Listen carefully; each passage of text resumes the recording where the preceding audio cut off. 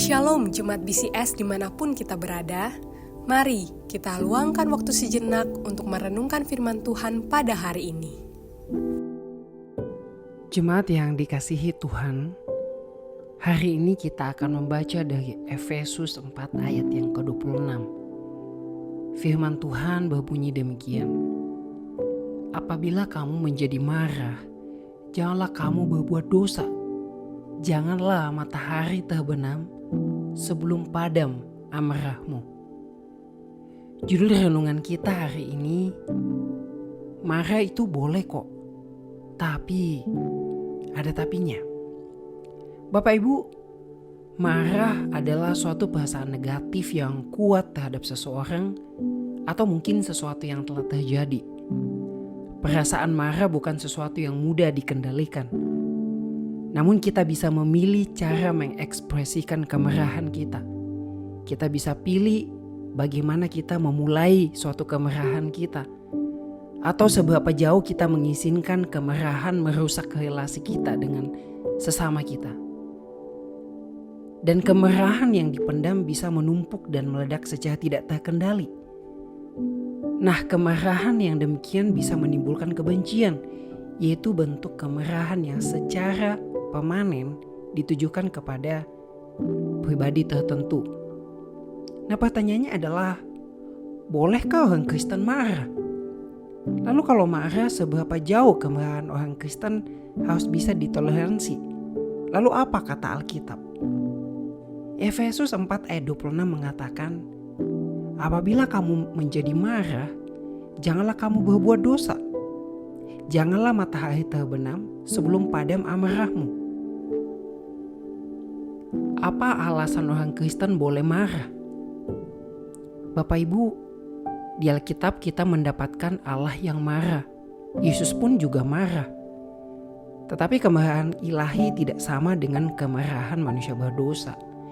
Kita harus menyadari penggunaan bahasa antropopatisme dalam mengungkapkan kemarahan Allah.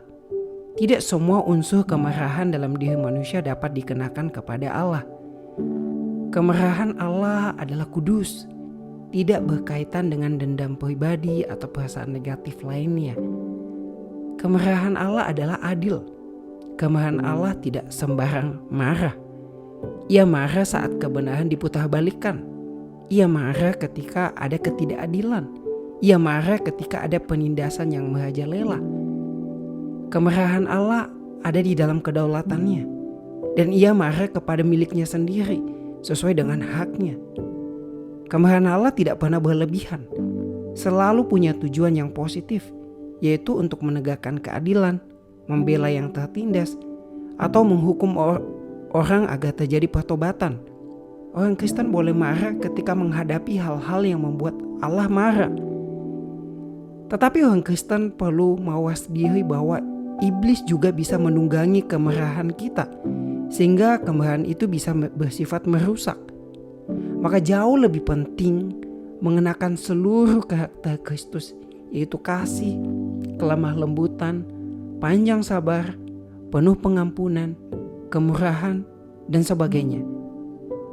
Itu jauh lebih penting ketimbang kita berfokus kepada kemarahan semata-mata.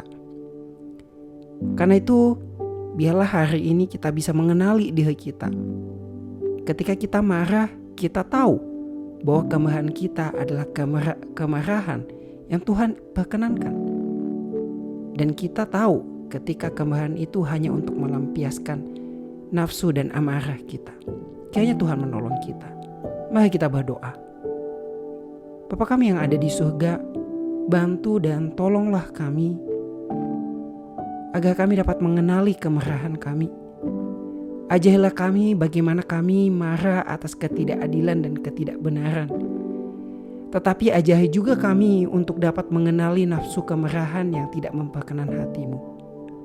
Tolong kami Tuhan.